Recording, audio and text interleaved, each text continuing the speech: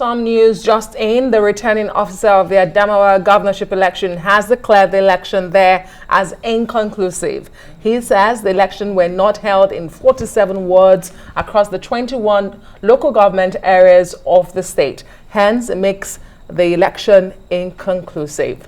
We'll have more on that story as it develops.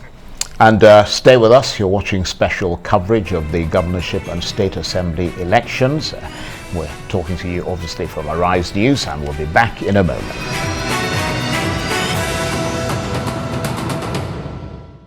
You're welcome back. You're still watching special coverage of Nigeria's 2023 state governorship and Houses of Assembly election here on the Rise News. I am Adesua Omoroy. And I'm Charles. I was hoping you weren't going to say that you're Charles and you go, because I would have been very worried there. But the returning officer of the Adamawa governorship election has declared that ballot as inconclusive. He says the elections were not held in 47 wards across the 21 local government areas of the state, hence it makes the election inconclusive. So that's the breaking story that we've got, and we will obviously keep you updated with that. But let's turn to back to our studios, because for his much sought after post-election assessment, we're joined now in the studio by the noted psephologist, Professor of Political Science and Development Consultant, Professor Jibrin Ibrahim, who is also chair of the editorial board of Nigeria's Premium Times newspaper and senior fellow at the Center for Democracy and Development in Abuja. Thank you very much indeed, Prof, for joining us. Always a pleasure. And now that we seem to have reached or are reaching the end of this phase, the next, of course, will be the courts. Reflect for us on the key moments of this election season. I think one key factor for me is the way in which identity politics blossomed to an unprecedented level with the deliberate fabrication of hate speech targeted at certain people, certain groups, for their ethnic identity, for their religious identity, and for the type of political support they want to use the elections to demonstrate. I feel that it was taken to a ridiculously high level. I say high level because we've always had identity politics in our elections, so nobody can pretend it's surprised it happens. But I think the fact that it was used as a deliberate strategy for voter suppression, for denying people access to the franchise, makes me really extremely disturbed about this election. Secondly, the deliberate and tactical use of violence, attacking opposition strongholds to make sure elections don't hold, or if they hold, to vandalize electoral material or seize result sheets is also something that's extremely disturbing. But elections always tell multiple stories. And I've spent today looking at celebration videos of certain people who are extremely happy with the outcome of the elections because they feel justice has been done and their candidate has won the elections. So that's another story of the elections that we shouldn't ignore. Finally, the question of technology and INEC, it shows, this election showed that there could be considerable improvement in the use of technology. I feel it is very regrettable that improvement wasn't seen at the very critical phase of the presidential election, and that in particular created conditions to make people doubt the transparency of INEC and the legitimacy of its processes.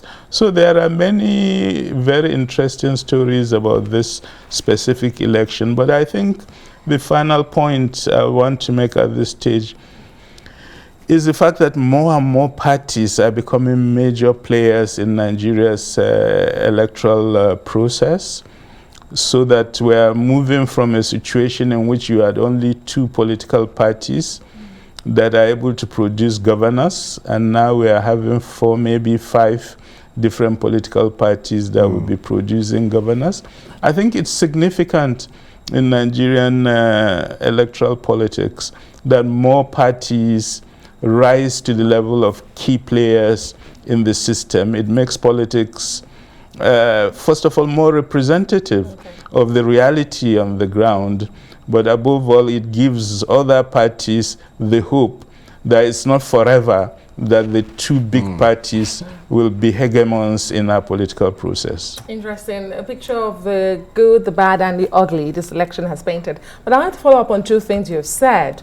When you talk about the heightened politics of identity, what are the likely consequences for us as a country? And then you talked about INEC, stepping up to the plate when it comes to technology in the state elections, unlike what we saw in the presidential election. However, we have seen today already 2 states declared inconclusive. That would be Kebbi and Adamawa just moments ago. We thought the era of inconclusive elections were over, but they seem to be very much with us. Even with technology, they're supposed to check, rigging the process, making it more transparent. How do we still have overvoting? How do we still have bypassing of beavers? How do we still have inconclusive elections? Well, first of all, it is good that we have inconclusive election, because in its wisdom, the Electoral Act 2022 provides that if actors use violence or other means to prevent elections taking place at certain places, which might very well be strongholds of their opponents, then the election should not be declared in favor of a candidate that might have been the one fabricating the problems in the first place.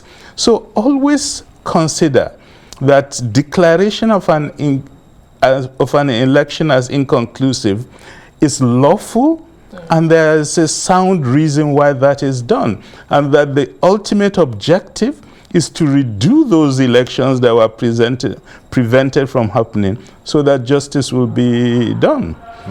In terms of the consequences of the heightened use of identity politics, I'm extremely disturbed. One of the key tweets circulating is that of a former very senior journalist already saying certain people in certain states should know to shut up in the next round of elections.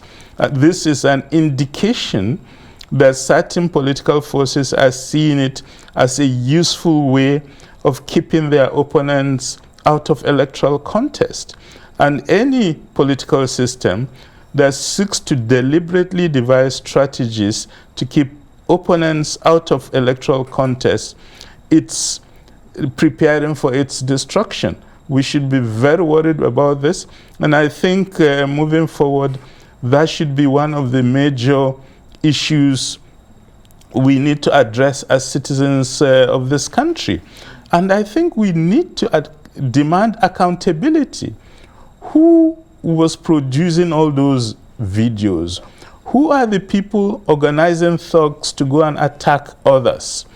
Why were some people prevented from voting? Who is responsible for that? All these people should be prosecuted, because these are crimes in the Electoral Act and should be unacceptable in our political system. I think I agree with you 100%. And of course, it's very interesting because you and I have talked volubly and severally about these things. We talked about an issue-driven election. I mean, it does seem like all that went out the window. I mean, all we saw was a sort of bare-knuckle fight aimed at winning at all costs. But I wanted to ask you, Prof, because you're from Kano State, if I'm correct, and the NNPP there consolidating its grip on the state, apparently an emphatic victory. I mean, was that much of a surprise to you, or was that expected?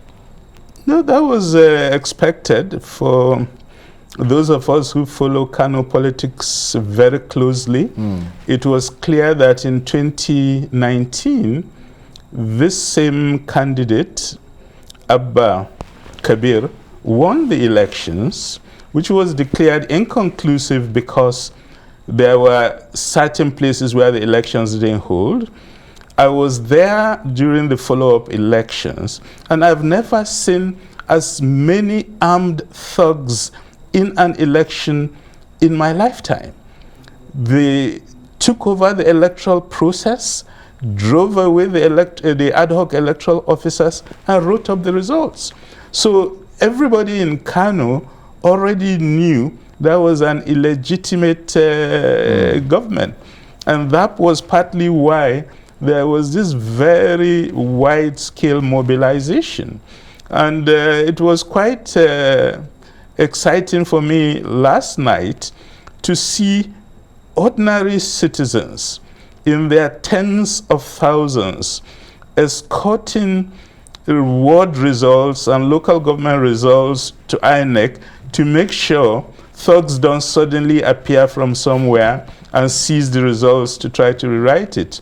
It's a bit encouraging that Nigerian citizens still believe it is important that they become active, that they protect their mandate, and it is their own individual engagement as citizens to defend their mandate that creates basis for democracy to develop in this country. And Prof, would you say that you're able to understand the voting patterns of Nigerians? We've seen the EU Observer Mission, for instance, today give a preliminary assessment of the election. They say there was massive vote buying, there was massive voter intimidation and violence and all of that, even though they praised INEC on the other hand for improving with technology. But we have also seen a situation where incumbent governors seeking re-elections have been re-elected. Are you able to assess the voting patterns? Is it that Nigerian politicians are beginning to perform to meet expectations of the people? Or is it the power of incumbency and rigging of the process that still keeps them in power? All of this, what do you think it is? Well, you see, one interesting thing, when you compare the presidential and gubernatorial election, you find that not all the results are in synchrony. And this has to do with the nature of politics. As they say, ultimately all politics is local. So you find in some of the states we've looked at the data, there's significant increase in voter turnout between the presidential and the gubernatorial. That's to say, many people didn't feel it was important for them to participate in the presidential election, but came out to make sure they elect their governors. And this shows that the local dimensions also differ. When you come to voting, it's always a question of what's your choice? What are the choices before you? And the choices could have a different nature depending on the level of the elections. One thing we can say that's definitely interesting and worth noting in these elections is that incumbents are not able to automatically get themselves re-elected, or if they've had their 2 terms, to get the candidate they will prefer to be elected. The fact that many incumbents fail is a good sign that these elections are maybe not as bad as some people want us to believe it is. But that's not at all to say many very bad things happen in the Prof, we've got literally a minute left. Do you think Nigeria is mature enough to practice the kind of democracy that it is attempting to practice, or should there be a more controlled, less liberal form of democracy, such as we saw the military overseeing in 1993, where parties and the rules that governed them were imposed on Nigerians, and it ended up being a jolly good election? My belief is that in matters of democracy, the more liberal, the better. The issue of liberalism is always a question of civic consciousness of those who participate in these elections as electors. We've seen in the United States that has a very long history of liberalism, how in the past few years that liberalism has been questioned and fundamental principles in the electoral process overturned. I feel that it is important for us as a country to continue to defend all political rights of citizens, to keep the regime as liberal and as open as possible, and to ensure we take the right steps to make sure we are able to live up to the principles, precepts, and conditionalities set by liberal democracy. Prof, thank you very much indeed. Always a pleasure to have you. Professor Jibrin Ibrahim is the chair of the editorial board of Nigeria's premium Times newspaper and a senior fellow at the Center for Democracy and Development. And you've been watching special coverage of Nigeria's governorship and state assembly elections here on Arise News. It's been a weekend of high political drama. Indeed. Thank you so much for watching. For all our guests, analysts, and commentators that have been here as well, we do thank you. The coverage continues, but for now, I say thank you. I'm Adesua Omorwan. And I'm Charles Anyegolu. Have a good evening. Bye-bye.